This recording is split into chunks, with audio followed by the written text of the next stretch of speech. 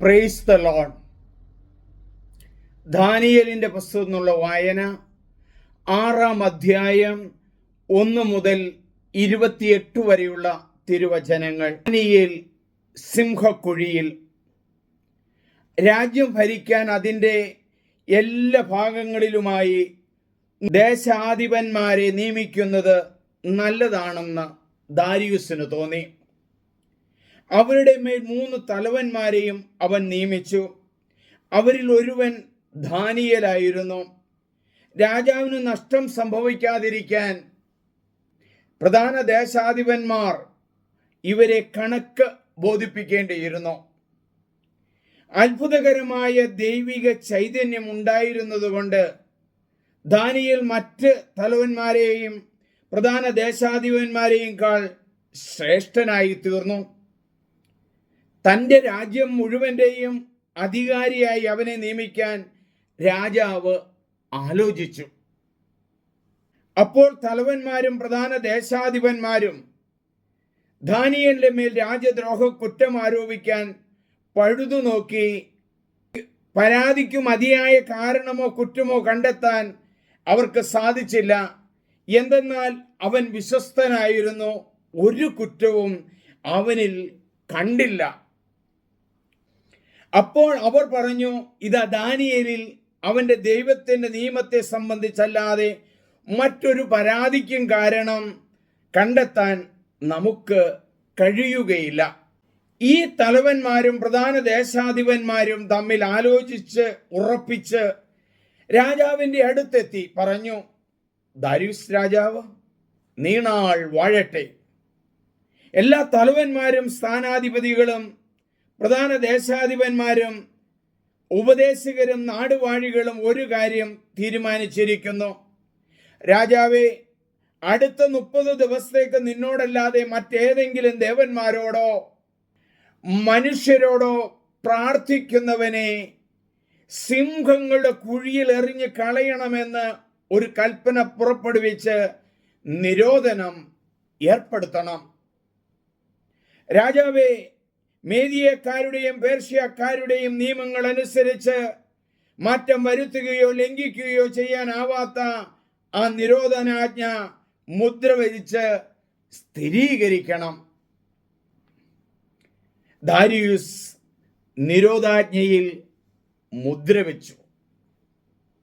രേഖയിൽ മുദ്രവെച്ചിരിക്കുന്നതെന്ന് അറിഞ്ഞ ദാനിയേൽ സ്വഭവനത്തിലേക്ക് പോയി. വീടിന്റെ മുകളിലത്തെ നിലയിൽ ജെറുസലേമിന് നേരെ തുറന്നു കിടക്കുന്ന ജാലകങ്ങൾ ഉണ്ടായിരുന്നു. താൻ മുമ്പ് ചെയ്തിരുന്നത് പോലെ അവൻ അവിടെ ദിവസേന 3 പ്രാവശ്യം മുട്ടുമേൽ നിന്ന് തൻ്റെ ദൈവത്തോട് പ്രാർത്ഥിക്കുകയും നന്ദി പറയുകയും ചെയ്തു. മേൽപ്പറഞ്ഞ മനുഷ്യർ തീരുമാനിച്ചതുപോലെ ചെന്ന് ദാനിയേൽ തൻ്റെ ദൈവത്തിന്റെ മുമ്പിൽ പ്രാർത്ഥിക്കുന്നതും അപേക്ഷിക്കുന്നതും കണ്ടു. അവർ രാജസന്നിധിയിലെത്തി നിരോധാജ്ഞയെ പറ്റി പറഞ്ഞു, രാജാവേ, 30 ദിവസത്തേക്ക് നിന്നോടല്ലാതെ ഏതെങ്കിലും ദേവനോടോ മനുഷ്യനോടോ ആരെങ്കിലും പ്രാർത്ഥിച്ചാൽ അവനെ സിംഹങ്ങളുടെ കുഴിയിൽ തള്ളുമെന്നൊരു നിരോധാജ്ഞയിൽ ഒപ്പുവച്ചിരുന്നില്ലേ? രാജാവ് പറഞ്ഞു, മേദിയക്കാരുടെയും പേർഷ്യക്കാരുടെയും അലംഘനീയമായ നിയമമനുസരിച്ച് അത് തീർച്ചയായും അങ്ങനെ തന്നെ. യൂദായിൽ നിന്നുള്ള പ്രവാസികളിൽ ഒരുവനായ ആ ദാനിയേൽ നിന്നെയാകട്ടെ നീ ഒപ്പുവെച്ച നിരോധാജ്ഞയാകട്ടെ മാനിക്കാതെ ദിവസവും 3 പ്രാവശ്യം തന്റെ പ്രാർത്ഥന നടത്തുന്നു. ഇത് കേട്ടപ്പോൾ രാജാവ് അത്യധികം വ്യസനിച്ചു. ദാനിയേലിനെ രക്ഷിക്കാൻ മനസ്സിലുറച്ച് അവനെ രക്ഷിക്കുന്നതിന് വേണ്ടി സൂര്യൻ അസ്തമിക്കുന്നതുവരെ അവൻ പരിശ്രമിച്ചു. അപ്പോൾ ആലോചിച്ച് ഉറച്ചു വന്നിരുന്ന ആളുകൾ രാജാവിനോട് പറഞ്ഞു, രാജാവേ, നീ അറിഞ്ഞാലും മേദിയക്കാരുടെയും പേർഷ്യക്കാരുടെയും നിയമമനുസരിച്ച് രാജാവ് പുറപ്പെടുവിക്കുന്ന കൽപ്പനയും ശാസനയും മാറ്റിക്കൂടാ. രാജാവ് കൽപ്പിച്ചതനുസരിച്ച് ദാനിയേലിനെ കൊണ്ടുവന്നു സിംഹങ്ങളുടെ കുഴിയിലേക്ക് എറിഞ്ഞു. രാജാവ് ദാനിയേലിനോട് പറഞ്ഞു, നീ നിരന്തരം സേവിക്കുന്ന നിന്റെ ദൈവം നിന്നെ രക്ഷിക്കുമോ എന്ന് നോക്കട്ടെ. ദാനിയേലിനെ കുറിച്ചുള്ള വിധിക്ക് മാറ്റം വരാതിരിക്കാൻ കുഴിയിൽ ഒരു കല്ലുകൊണ്ട് അടയ്ക്കുകയും രാജാവിൻ്റെയും പ്രഭുക്കന്മാരുടെയും മോതിരങ്ങൾ കൊണ്ട് അതിന് മുദ്ര വയ്ക്കുകയും ചെയ്തു. രാജാവ് കൊട്ടാരത്തിലേക്ക് പോയി രാത്രി മുഴുവൻ ഉപവാസത്തിൽ കഴിച്ചുകൂട്ടി. വിനോദങ്ങളെല്ലാം അവൻ പരിത്യജിച്ചു. നിദ്ര അവനെ സമീപിച്ചില്ല. രാജാവ് അതിരാവിലെ എഴുന്നേറ്റ് സിംഹങ്ങളുടെ കുഴിയിലേക്ക് തിടുക്കത്തിൽ ചെന്നു. ദാനിയേലിനെ ഇട്ടിരുന്ന കുഴിക്കടുത്ത് ചെന്നപ്പോൾ ദുഃഖം നിറഞ്ഞ സ്വരത്തിൽ രാജാവ് വിളിച്ചു ചോദിച്ചു, ദാനിയേൽ, ദാനിയേൽ, ജീവിക്കുന്ന ദൈവത്തിന്റെ ദാസ, നീ നിരന്തരം സേവിക്കുന്ന നിന്റെ ദൈവം നിന്നെ സിംഹങ്ങളിൽ നിന്ന് രക്ഷിക്കാൻ ശക്തനായിരുന്നു. ദാനിയേൽ രാജാവിനോട് പറഞ്ഞു. രാജാവ് നീണാൾ വാഴട്ടെ. തന്റെ മുമ്പിൽ ഞാൻ ഒരു കുറ്റമറ്റവനാണെന്ന് കണ്ടതിനാൽ എന്റെ ദൈവം എന്റെ ദൂതനെ അയച്ച് സിംഹങ്ങളുടെ വായ അടച്ചു. അവ എന്നെ ഉപദ്രവിച്ചില്ല. രാജാവേ, നിന്റെ മുമ്പിൽ ഞാൻ നിരപരാധിയാണല്ലോ.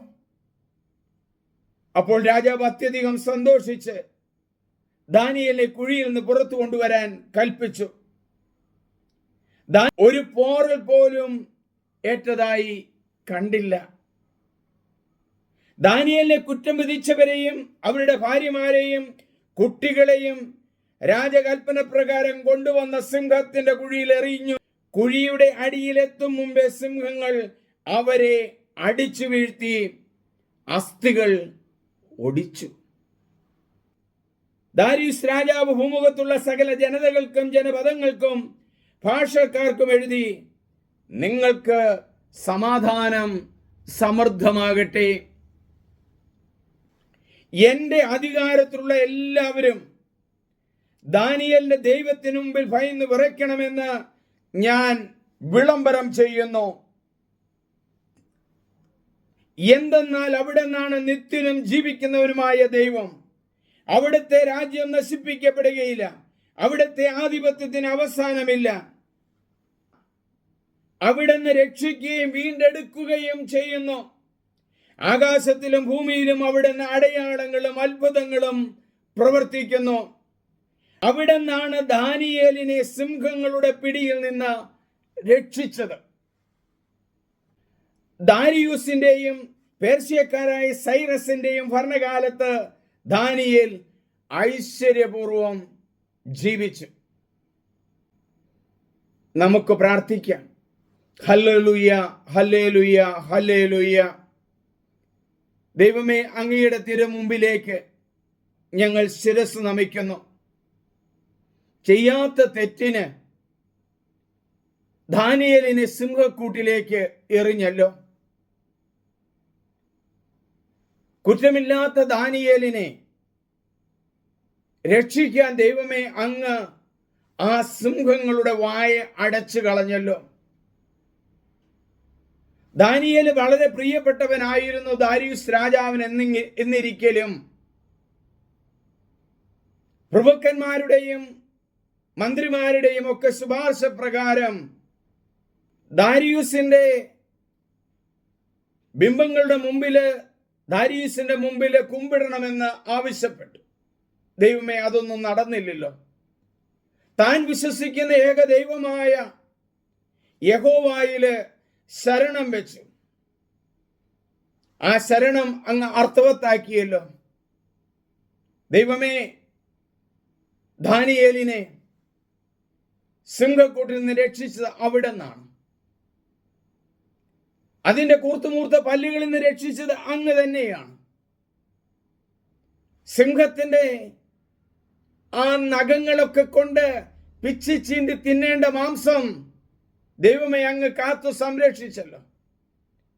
മിഷൻ സ്ഥലങ്ങളിലും ജോലി സ്ഥലങ്ങളിലും ജോലി ചെയ്യുന്ന എല്ലാ ക്രിസ്ത്യാനികളെയും ഞങ്ങൾ സമർപ്പിക്കുന്നു.